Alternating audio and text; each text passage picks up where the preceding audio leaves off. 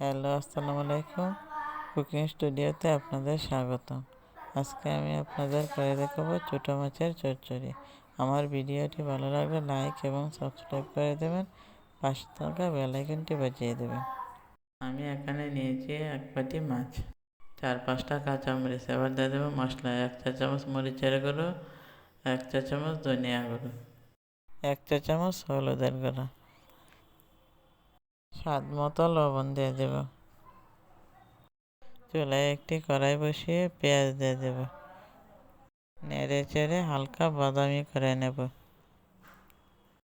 এখন আমি দিয়ে দেব মশলা দিয়ে রেডি করে রাখা মাছ।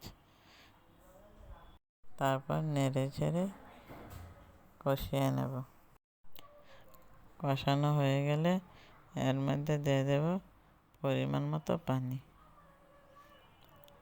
পানি দিয়ে নেড়ে চেড়ে 5 মিনিট রান্না করে নেব।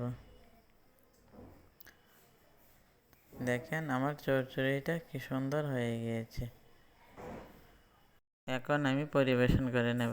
দেখেন আমার চচ্চড়িটা কত সুন্দর লোভনীয় হয়েছে। আমার ভিডিওটি ভালো লাগলে আমার জন্য সবাই দোয়া করবেন। আল্লাহ হাফেজ।